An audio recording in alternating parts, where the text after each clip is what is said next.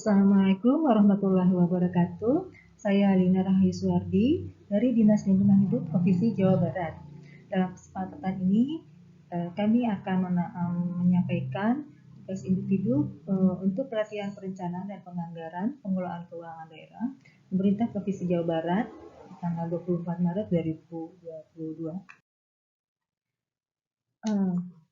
Berikut kami sajikan gambaran keterkaitan dokumen perencanaan dengan indikator kinerja Dinas Lingkungan Hidup Provinsi Jawa Barat, di mana acuan untuk indikator kinerja DLH Provinsi Jawa Barat pertama, visi 2018-2023 Provinsi Jawa Barat, yaitu terwujudnya Jabar Juara Lahir dan Batin dengan inovasi dan kolaborasi. Di sini daerah Provinsi Jawa Barat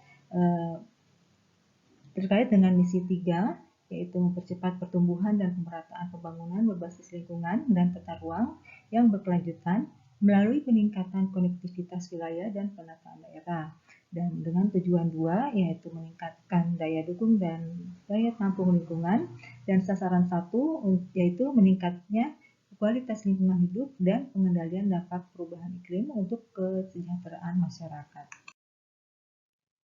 Kemudian dari sasaran RPJMD 2018-2023 berupa meningkatnya kualitas lingkungan hidup dan pengendalian dampak perubahan iklim untuk kesejahteraan masyarakat menjadi indikator sasaran daerah Jawa Barat meliputi indeks kualitas lingkungan hidup dan tingkat upaya penurunan emisi gas rumah kaca, di mana target IKLH di tahun 2023 adalah sekitar 61,6 dan target tingkat upaya penurunan emisi GRK di tahun 2023 adalah 5,22.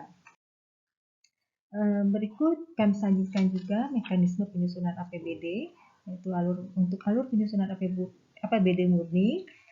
Pertama, dari dokumen RPJMD dan dokumen RKPD dilakukan penyusunan dan pembahasan rancangan KUA dan rancangan PPAS oleh TAPD dalam 1 minggu. Kemudian penyampaian rancangan KUA dan rancangan PPAS oleh Ketua TAPD kepada Gubernur yang perlu dilakukan dalam 5 minggu. Selanjutnya penyampaian rancangan KUA dan rancangan PPAS oleh Gubernur kepada DPRD dilanjutkan dengan pembahasan dan kesepakatan antara Gubernur dan DPRD atas rancangan KUA dan rancangan PPAS. Kemudian penerbitan surat SE Gubernur perihal pedoman penyusunan RKS KPD. Dan selanjutnya dilakukan penyusunan RKS KPD serta penyusunan raperda tentang APBD. Kemudian penyampaian rancangan peraturan daerah tentang APBD oleh Gubernur kepada DPRD. Selanjutnya di maksimal 30 November perlu dilakukan pembahasan dan persetujuan bersama DPRD dan kepala daerah terhadap rancangan perda tentang APBD. Selanjutnya dalam maksimal 3 hari setelah persetujuan perlu disampaikan raperda tentang APBD dan Rapergub tentang penjabaran APBD kepada Mendagri untuk dievaluasi. Dan dalam 15 hari dilakukan proses evaluasi raperda tentang APBD dan Rapergub tentang penjabaran APBD dan oleh Mendagri. Kemudian dalam maksimal 7 hari perlu dilakukan penyempurnaan raperda tentang APBD sesuai dengan hasil evaluasi yang ditetapkan dengan keputusan pimpinan DPRD tentang penyempurnaan raperda tentang APBD. Kemudian di maksimal 31 Desember, maka perlu penetapan peraturan daerah tentang APBD dan peraturan kepala daerah tentang penjabaran APBD sesuai dengan hasil evaluasi. Selanjutnya kami sampaikan alur penyusunan APBD perubahan, yaitu pertama dokumen perubahan RKPD dan RRA semester 1, dan dalam 1 minggu dilakukan penyusunan dan pembahasan rancangan perubahan KUA dan rancangan perubahan PPAS oleh TAPD. Selanjutnya dalam penyampaian rancangan perubahan KUA dan rancangan perubahan PPAS oleh Ketua TAPD kepada Gubernur. Kemudian penyampaian rancangan perubahan KUA dan rancangan perubahan PPAS oleh Gubernur kepada DPRD. Selanjutnya pembahasan dan kesepakatan antara Gubernur dan DPRD atas rancangan perubahan KUA dan rancangan PPAS. Kemudian penerbitan SE Gubernur perihal pedoman penyusunan RKS KPD dan dilanjutkan dengan penyusunan RKS KPD serta penyusunan raperda tentang perubahan APBD. Kemudian dilakukan penyampaian raperda tentang perubahan APBD oleh Gubernur kepada DPRD, dan dalam maksimal 30 September perlu pembahasan dan persetujuan bersama DPRD dan Kepala Daerah terhadap raperda tentang perubahan APBD. Selanjutnya, maksimal 3 hari setelah persetujuan, perlu menyampaikan raperda tentang perubahan APBD dan Rapergub tentang penjabaran perubahan APBD kepada Mendagri untuk dievaluasi. Dan selanjutnya dalam 15 hari, proses evaluasi raperda tentang perubahan APBD dan Rapergub tentang penjabaran perubahan APBD oleh Mendagri. Dan kemudian dalam maksimal 7 hari, penyempurnaan raperda tentang perubahan APBD sesuai dengan hasil evaluasi. Dan pada akhirnya penetapan perda tentang perubahan APBD dan Pergub tentang penjabaran perubahan APBD. Kemudian terkait dengan pergeseran anggaran, perlu diketahui bahwa pada kondisi tertentu, pergeseran anggaran yang menyebabkan perubahan APBD dapat dilakukan sebelum perubahan APBD melalui ketetapan kepala daerah dengan diberitahukan kepada pimpinan DPRD. Kondisi tertentu tersebut dapat berupa kondisi mendesak atau perubahan prioritas pembangunan baik di tingkat nasional atau daerah. Nah, pergeseran anggaran sendiri dibagi dua, yaitu menyebabkan perubahan APBD, di mana ditetapkan dalam Perda Perubahan APBD yang prosesnya mengikuti ketentuan mekanisme perubahan APBD. Dan yang kedua adalah tidak menyebabkan perubahan APBD untuk kondisi di mana pergeseran antar objek dalam jenis yang sama, pergeseran antar rincian objek dalam objek yang sama, pergeseran antar sub-rincian objek dalam rincian objek yang sama, serta perubahan atau pergeseran atas uraian dari sub-rincian objek. Selanjutnya terkait dengan tupoksi PPTK. Di slide ini kita bisa melihat bahwa tupoksi PPTK meliputi mengendalikan dan melaporkan perkembangan pelaksanaan teknis yang biasanya berupa menyusun jadwal pelaksanaan kegiatan atau subkegiatan, memonitoring dan evaluasi pelaksanaan kegiatan atau subkegiatan, dan melaporkan perkembangan pelaksanaan kegiatan atau subkegiatan kepada PA atau PPA. Selain itu, juga PPTK memiliki tupoksi menyiapkan dokumen dalam rangka pelaksanaan anggaran yang meliputi menyiapkan laporan kinerja pelaksanaan kegiatan atau kegiatan, menyiapkan dokumen administrasi pembayaran sesuai dengan persyaratan yang ditetapkan dalam ketentuan perundang-undangan, dan menyimpan dan menjaga keutuhan seluruh dokumen pelaksanaan kegiatan. Dan selain itu juga PPTK memiliki tupoksi untuk menyiapkan dokumen pengadaan barang dan jasa. Selanjutnya terkait dengan tupoksi PPK, di slide ini terlihat bahwa PPK SPPD melakukan verifikasi SPPUP, SPPGU, SPPTU, dan SPPLS beserta bukti kelengkapannya yang diajukan oleh bendahara pengeluaran.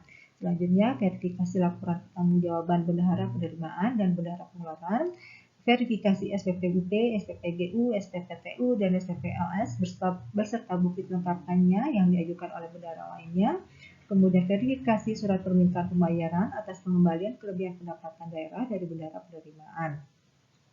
Selain itu juga PPK SKPD memiliki tupoksi menyiapkan KSPM, melaksanakan fungsi akuntansi pada SKPD, menyusun laporan keuangan SKPD, serta menerbitkan surat pernyataan verifikasi kelengkapan dan keabsahan dari SPPUP, SPPGU, SPPTU, dan SPPLS serta bukti sebagai dasar pernyataan. Selanjutnya di sini kami sajikan juga terkait dengan posisi kami sebagai PPTK dari kegiatan rencana perlindungan dan pengelolaan lingkungan hidup provinsi untuk subkegiatan pengendalian pelaksanaan RPPLH, di mana ini mencakup urusan pemerintahan wajib yang tidak berkaitan dengan pelayanan dasar di unit organisasi Dinas Lingkungan Hidup. Waktu pelaksanaan direncanakan Januari sampai Desember dengan capaian program persentase dokumen perencanaan pembangunan yang sudah mengintegrasikan tujuan pembangunan berkelanjutan dengan target mencapai 2025, kemudian masukan dan berupa dana yang dibutuhkan, dan keluarannya jumlah rekomendasi perbaikan lingkungan sebagai syarat izin usaha sebanyak 10 dokumen, Dan hasilnya jumlah dokumen inventarisasi dan perencanaan lingkungan hidup dan jumlah dokumen lingkungan memperoleh persetujuan lingkungan sebanyak 3 dokumen. Perlu kami sampaikan terkait dengan hasil ini, 3 dokumen itu merupakan gabungan antara dua sub kegiatan di dalam kegiatan RPPLH, karena dalam hal ini terjadi penggabungan sub kegiatan dalam satu kegiatan RPPLH. Dan untuk yang saya pegang sendiri berupa dokumen lingkungan yang memperoleh persetujuan lingkungan, yaitu terdiri yang dihitung sebagai satu dokumen. Meskipun nanti keluarannya berupa 10 dokumen. Berikut rincian belanja subkegiatan secara garis besar dari subkegiatan yang kami pegang. Secara umum berupa belanja operasi, belanja barang dan jasa yang diperlukan untuk fasilitasi pemenuhan persetujuan lingkungan di Jawa Barat, di mana kami juga memiliki tugas sebagai sekretariat Komisi Penilaian AMDAL atau Tim Uji Kelayakan Lingkungan di Provinsi Jawa Barat. Dalam hal ini tentunya diperlukan ATK, fotokopi dokumen perundangan, fasilitasi pemenuhan persetujuan lingkungan berupa belanja bahan kegiatan kantor. Kemudian juga diperlukan belanja mamin rapat dalam rangka fasilitasi dokumen lingkungan dan penilaian uji kelayakan dokumen lingkungan.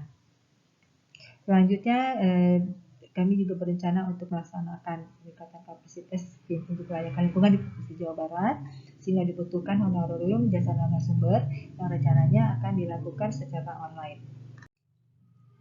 Kemudian diperlukan juga biaya untuk jasa tenaga administrasi sebagai tenaga pendukung pengelola data dan dokumen Sekretariat Tim Uji Kelayakan Lingkungan Hidup Provinsi Jawa Barat, di mana item kegiatannya meliputi honorarium, belanja iuran jaminan asuransi, jaminan kesehatan, dan jaminan kecelakaan kerja bagi ASN. Selanjutnya juga untuk dalam rangka pemantauan rumah lingkungan hidup awal dan implementasi hasil uji kelayakan lingkungan, maka diperlukan biaya perjalanan dinas yang meliputi bensin, biaya tol, biaya penginapan untuk beberapa lokasi yang memang mengharuskan kita untuk menginap, serta uang harian perjalanan dinas dalam daerah.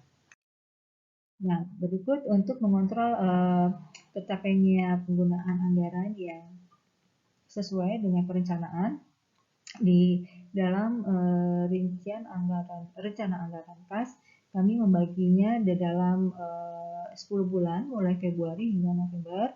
Kenapa Februari? Karena untuk memastikan bahwa anggaran telah tersedia dan kami upayakan untuk bisa diselesaikan di bulan November, mengingat bahwa di bulan Desember semua berbagai hal terkait penyelesaian administrasi sudah selesai. Sehingga untuk memastikan bahwa segala sesuatunya tidak terlambat, maka kami rencanakan bahwa penganggaran ini dilakukan sampai bulan November. Demikian kami sampaikan paparan terkait dengan tugas individu ini. Terima kasih. Assalamualaikum warahmatullahi wabarakatuh.